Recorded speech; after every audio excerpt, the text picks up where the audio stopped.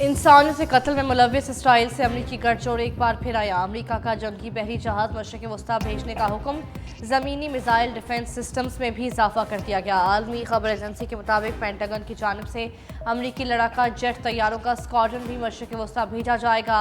अमरीकी वज़ीर दिफा लॉयड ऑस्टिन ने बैलिस्टिक मिसाइल को मार गिराने की सलाहियत रखने वाले इजाफी नेवी क्रूज और डिस्ट्रॉयटर्स मशरिक़ वस्ता भेजने की मंजूरी दे दी। अमरीकी इक़दाम हमास सरबराह इस्माइल हनिया की शहादत के बाद ईरान हमास हिज़्बुल्लाह की मुमकिना जवाबी कार्रवाई के पेश नज़र किए जा रहे हैं।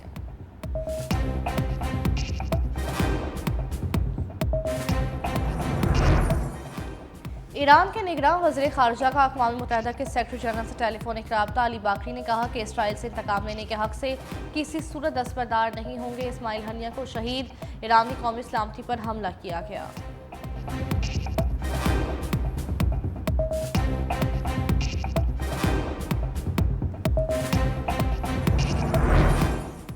खित्ते में कशीदगी को बढ़ने से फौरी रोका जाए। अमेरिकी सदर की नेतन्याहू को तंबीह। जो बाइडन का इसराइली वज़ीर आज़म से टेलीफोनिक रब्ता यरगमालियों की रिहाई और गजा में जंगबंदी मुआहदे की तरफ बढ़ने का मुतालबा। बाइडन ने वाज़ेह किया कि वो मशरिक़ वस्ता में कशीदगी में इजाफा नहीं चाहते। इस्माइल हनिया की शहादत जंगबंदी मुआहदे के लिए मौजू इक़दाम नहीं था। इसराइल दोबारा कशीदगी का बाइस बना तो हिमायत नहीं करेंगे।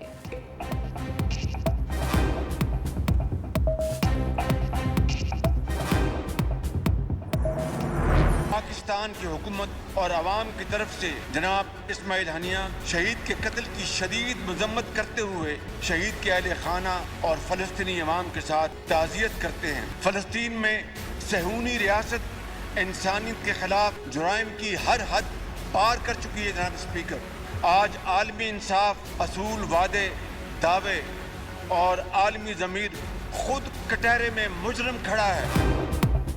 इस्माइल हनिया की शहादत में सहूनी रियासत मुलविस है। वज़ीर आज़म शहबाज शरीफ को कौमी असम्बली में धुआंधार खिताब। कहा, तेहरान में हमास सरबराह का कत्ल सफाकियत का बदतरीन वाक़या है। पाकिस्तान इस दहशतगर्दी के वाक़े की मज़म्मत करता है।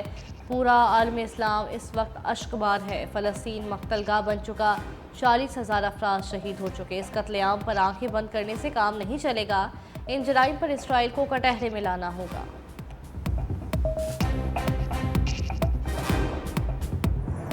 इसराइल जिस बेईमाना तरीके से, जिस खौफनाक अंदाज से वो फिलिस्तीनियों पर जुल्म ढा रहा है, उनका खून कर रहा है। कहाँ गया जेनीवा कन्वेंशन, कहाँ गया इंटरनेशनल कोर्ट ऑफ जस्टिस, कहाँ गया सलामती काउंसिल, कहाँ गई ये यूएनओ। इस्माइल हनिया को नहीं मारा गया, वो इखलाकियात थी बैनुल अक़वामी, उसकी धज्जियां उड़ा दी गई, लेकिन कोई कुछ नहीं बोला, इसलिए कि वो ताकतवर हैं। इसराइली सफाकियत के खिलाफ हुकूमत और अपोजिशन में इत्तेहाद। पीपल्स पार्टी के सीनियर रहनुमा राजा परवेज अशरफ का जज्बाती खिताब। कहा, OIC अक़वाम मुत्तहिदा कहाँ है, कहाँ है आलमी अदालत इंसाफ। इसराइल ने फ़लस्तीनियों पर ज़िंदगी तंग कर दी। इस्माइल हनिया, उनके ख़ानदान और फ़लस्तीनियों की कुर्बानियाँ अजीम हैं। गजा में जंगबंदी वक्त का तकाजा है। चेयरमैन PTI बैरिस्टर गौहर बोले कि मुस्लिम दुनिया को गजा के मज़ालिम पर नोटिस लेना चाहिए। जब आप अपनों को नहीं जोड़ सकते तो इसराइल के खिलाफ ब्लॉक नहीं बना सकते। दुनिया याद रखेगी, इस दौर में सबसे ज़्यादा जबरी गुमशुदगियाँ हुई। JUI के अब्दुल गफूर हैदरी की जानिब से भी इसराइली मज़ालिम की मज़ामत।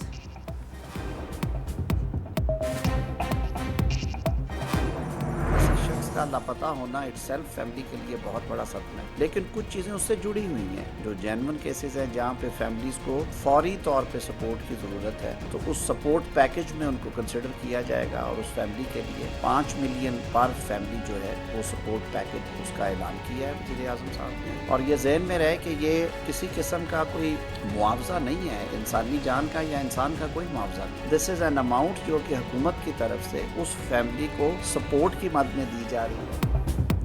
लापता अफराद के लवाहिकीन की दादरसी। हुकूमत काफ़ी खानदान 50 लाख रुपए इमदादी पैकेज का ऐलान। वज़ीर कानून आज़म नज़ीर तारड़ कहते हैं, ग्रांट 1000 से ज़्यादा ऐसे अफराद के लवाहिकीन को दी जाएगी जो 5 साल से ज़ायद अरसे से लापता हैं। ये इंसानी जान का मुआवजा नहीं, रियासत की जानिब से रिलीफ है। हकीकी केसेस के तयन के लिए कमेटी भी कायम की जाएगी।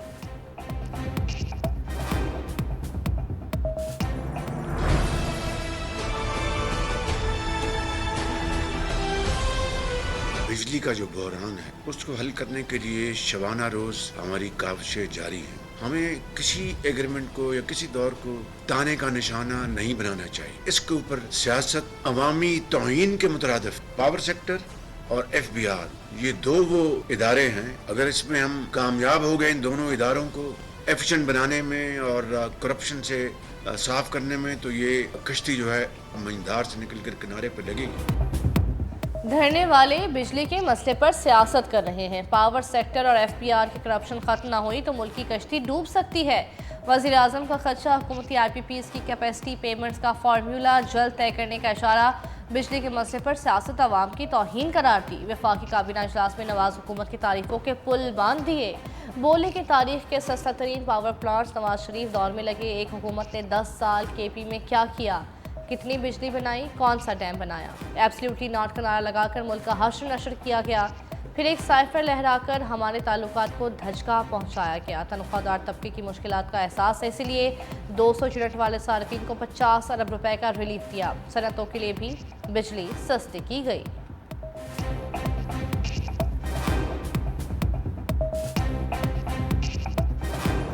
आवाम मेहनत करे, पसीना बहाए, एक मुट्ठी भर तबका जो है अय्याशी करे, उनकी औलादें अय्याशी करे। अब आवाम इसे बर्दाश्त करने के लिए तैयार नहीं। आप हालात को समझे, लोगों के गुस्से को समझे कि मुफ्त बिजली लो, मुफ्त गैस लो, मुफ्त पेट्रोल लो।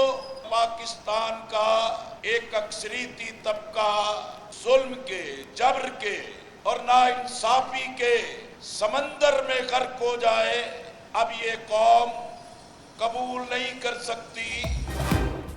बिजली सस्ती, तनख्वाहदार टैक्स कम करके रहेंगे जमात इस्लामी के धरने का नवा रोज। शुरका से खिताब करते हुए लियाकत बलोच ने कहा, IPPs के साथ मुआहिदों में उन्हें नवाजा किया। हुकूमत मुआहिदों पर आवाम को धोखा दे रही है। वज़ीर आज़म से कहता हूँ, ये अच्छा मौका है कि आवाम को रिलीफ दें। हुकूमत ने रिलीफ ना दिया तो घाटे में रहेगी। आज फ़लस्तीनियों के हक़ में मरी रोड पर बड़ी रैली निकाली जाएगी।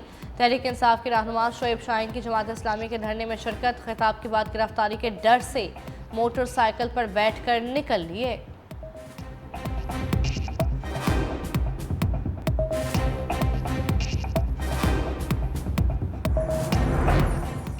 अवामी दबाव असर करने लगा। हुकूमत का माहाना 1 लाख तक तनख्वाह वालों को रिलीफ देने पर गौर। वज़ीर आज़म ने वफाकी मौशी टीम को टैक्स में तब्दीली का टास्क दे दिया।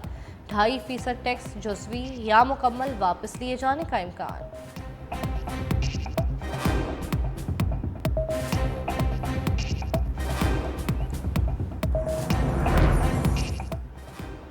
वज़ीर आज़म का ऑर्डर आउट ऑफ ऑर्डर। बिजली बिलों की अदायगी में 10 रोज़ की तौसी के हुक्म पर अमल दरामद न हुआ। तर्जुमान लेस्को ने मौक़िफ़ अपनाया कि हमें अभी तक वज़ीर आज़म का कोई हुक्मनामा मौसूल नहीं हुआ।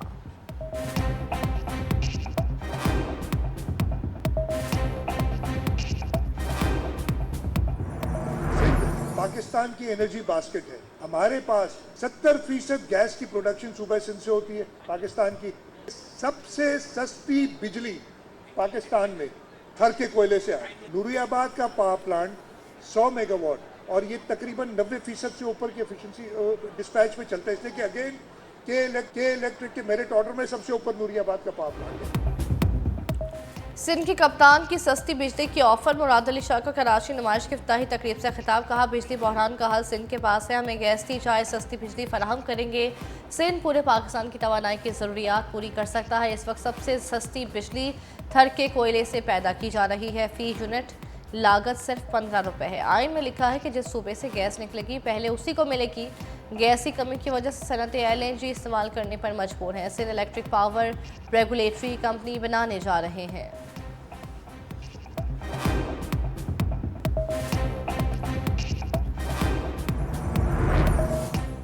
PTI ने शेर अफजल मरवत के बुनियादी पार्टी रुकनीत खत्म कर दी। पार्टी डिसिप्लिन की खिलाफ वर्जी पर शेर अफजल मरवत को तहरीक इंसाफ से निकाल दिया गया। एडिशनल सेक्रेटरी जनरल फिरदौस शमीम नकवी ने नोटिफिकेशन जारी कर दिया। शेर अफजल मरवत ने एक्स पर कहा, पार्टी के फैसले का एहतराम करता हूँ, लेकिन एक बात वाज़ेह कर दूँ कि खान का सिपाही था, हूँ और रहूँगा।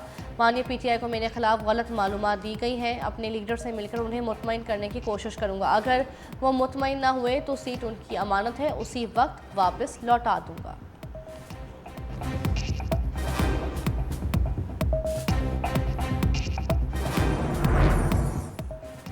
तहरीक इंसाफ और JUI में कुर्बतें मजीद बढ़ गईं। मुज़ाकराती कमेटियों की मुलाकात तय, पहला इजलास मंगल को होगा। सराय के मुताबिक दोनों कमेटियों की मुलाकात में मौलाना फजल रहमान भी शरीक होंगे। JUI सरबराह उम्रे की अदायगी के बाद इतवार को वतन वापस पहुंचेंगे।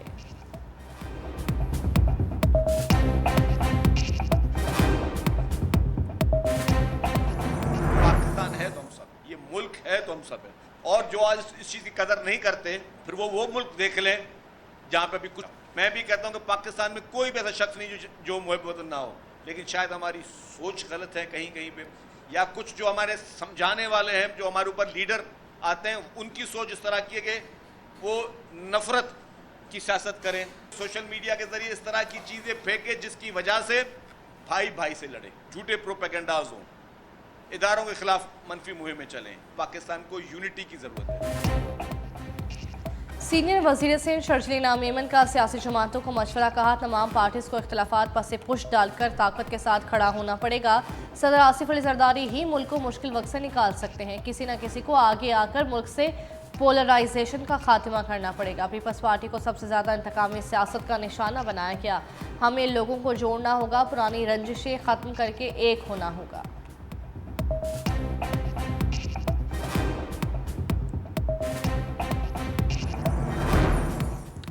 कराची समेत सिंध के मुख्तलिफ इलाकों में बारिश का सिलसिला जारी। मीरपुर, माथैलो, टंडवाला यार, कश्मोर, पनुआकिल में बादल बरस पड़े। शहर कायद में आज भी दिन भर बारिश रहने का इम्कान। KP, पंजाब, बलोचिस्तान के मुख्तलिफ शहरों में बारिश मतवक्के। महकमे मौसमियात के मुताबिक बहिरा अरब की हवाएं 7 अगस्त तक असरअंदाज होंगी।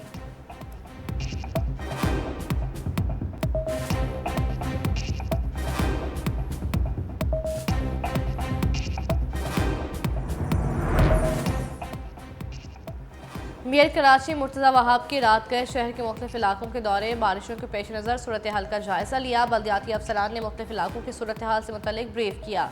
मुर्तज़ा वहाब ने क्लिफ्टन, सदर, II चुंदरीगढ़ रोड, MA जिना रोड, शाहराह फैसल, बलोच कॉलोनी समेत मुलहिका इलाकों का दौरा किया।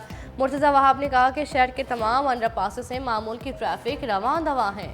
नशीबी इलाकों से पानी की निकासी कर दी गई। बारिशों के पेश नज़र नशीबी इलाकों में मशीनरी भी मौजूद है।